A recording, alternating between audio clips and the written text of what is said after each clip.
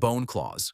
The most famous claws in comics didn't start as metal, they started as bone. Long before the adamantium, a boy named James Howlett watched his father get killed in front of him, and in that burst of grief and rage, 6 white claws tore out of the backs of his hands for the first time. He didn't build them or ask for them. They erupted out of him the moment his life fell apart, and every deadlier version after exists because of that moment. These bone claws are natural extensions of his own skeleton, 3 per hand, sliding out through the skin between his knuckles. He was born with them, alongside the healing factor he needs. Because here's the detail people forget. Every time those claws come out, they cut through his own skin, and his healing factor patches it up a second later. What makes the bone version matter is that it's the pure, unfiltered Wolverine, a feral mutant with knives made of bone. They're tougher than human bone and sharp enough to gut a man, but they can chip and break against anything hard enough. When Magneto ripped the adamantium out of Wolverine's body in Fatal Attractions, these bloody bone claws were all he had left, and he still fought on with nothing else. But raw bone was only the starting point, because someone was about to turn this man into the ultimate weapon, adamantium claws. This is the version the whole world knows. A Black Ops program called Weapon X captured Wolverine and force-bonded a nearly indestructible alloy called adamantium onto his entire skeleton, claws included. The process was pure torture that should have killed him, and only his healing factor kept him alive as they poured molten metal over his bones. The result is the most iconic weapon in comics. Adamantium is virtually unbreakable, so these claws don't chip. They slice through steel, concrete, and almost anything you can name. The same claws that used to shatter could now cut a bank vault door like paper. And once the world saw what adamantium could do, it started showing up on people scarier than Logan. Hot claws. Here's a version even a lot of fans don't know about. After Return of Wolverine, Logan came back from the dead, able to set his claws on fire. Not with a lighter, from the inside. He can superheat his own claws until they glow, turning them into burning blades on command. The whole story literally opens on it. Return of Wolverine begins with Logan kneeling in a pool of blood, surrounded by dead soldiers, his claws glowing red-hot, so newly reborn he can't remember his own name. The heat is the point, searing through things plain adamantium struggled with, and cauterizing wounds so healing factors couldn't recover. Same weapon, second setting, and that setting is on fire. And Logan isn't the only one carrying these claws. His own bloodline inherited them too. X-23. X-23, real name Laura Kinney, is a clone of Wolverine, grown from his damaged DNA to be the perfect killing machine. When they couldn't salvage a full sample, a scientist named Sarah Kinney used a female chromosome to finish it, making Laura less a copy and more his biological daughter. Her claws are the twist. Instead of 3 per hand, Laura has 2 in each hand, and crucially, 1 in each foot, all coated in adamantium, so she can kick with the same lethal edge Logan stabs with, and she's used them to cut her way free of her makers. When the facility planted an agent to trick her into murdering her aunt and cousin with a trigger scent, the plan backfired. Laura killed the agent, cuffed her handler Kimura to a radiator, blew the house to buy time, and got her family out before leaving to find Wolverine himself. And she wasn't the only heir he never asked for. Daken.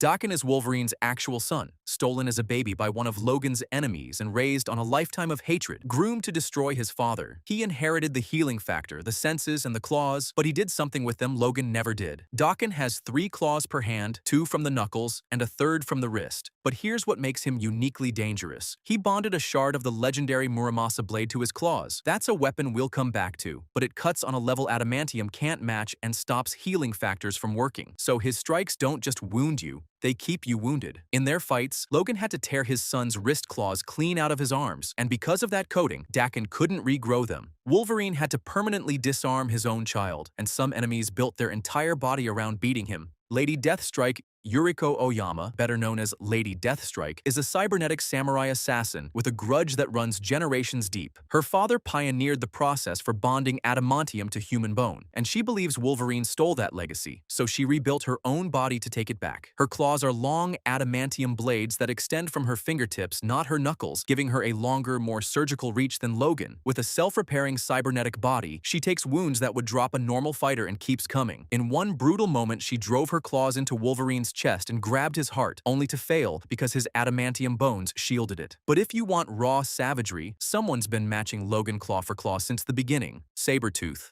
Sabretooth, Victor Creed, is Wolverine's oldest and most personal enemy, a feral killer who has haunted Logan's life for over a century. For most of their history, he fought with brutal bone claws, a savage mirror of what Wolverine could have become without restraint. What pushes Sabretooth up the scale is that he didn't stay a bone-clawed brawler. Like Logan, Creed had adamantium bonded to his claws and skeleton, turning an already terrifying predator into a nearly unkillable one. Their feud is so old that in Weapons of Mutant Destruction, an aged old man Logan and Creed are forced into the uneasiest alliance in comics. Two men who spent a century trying to gut each other, teaming up to hunt a revived Weapon X. The difference is, Sabretooth enjoys it. He's bigger, meaner, and without the guilt that holds Logan back, the same weapons in the hands of a man who loves the killing. And from here, the Claws stop being human at all. Weapon H. Weapon H, real name Clayton Cortez, is what happens when a weapons corporation decides Wolverine wasn't enough and asks a horrifying question. What if we combined his DNA with the Hulk? The answer is a monster fans nicknamed the Wolverine. Cortez has retractable adamantium claws just like Logan, attached to the planet-cracking strength of the Hulk. He debuted in the Weapons of Mutant Destruction crossover, and the moment says everything when the people who made him send Wolverine and the Hulk, the two hunters he was built from, to put him down. Weapon H shrugs off both his own templates and leaps away, wanting only to be left alone. Picture everything lethal about Wolverine's claws, bolted onto a body that trades blows with the strongest brutes in Marvel, cutting with the force of a gamma monster behind every strike. But power isn't the only way to sharpen these claws. Sometimes you just add energy. Gambit Charged Claws. This one isn't a person, it's a combo move. Gambit can charge any object with explosive kinetic energy, the reason he turns a playing card into a grenade. Now picture him applying that to the sharpest weapon on the team. In the move fans call cutting the deck, Gambit charges Wolverine's adamantium claws with kinetic energy, and Logan goes to work. Now every slash doesn't just cut, it detonates. Wolverine can streak past a giant sentinel, rake his claws across it, and the thing explodes from the inside a second later. It turns the one weapon that already cuts through anything into a controlled bomb. But if you want a blade that threatens Wolverine himself, you need something older and darker. Muramasa Claws. The Muramasa blade is the one weapon that genuinely terrifies Wolverine, because it's the one thing that can truly kill him. It was forged by a mystical swordsmith from a piece of Logan's own soul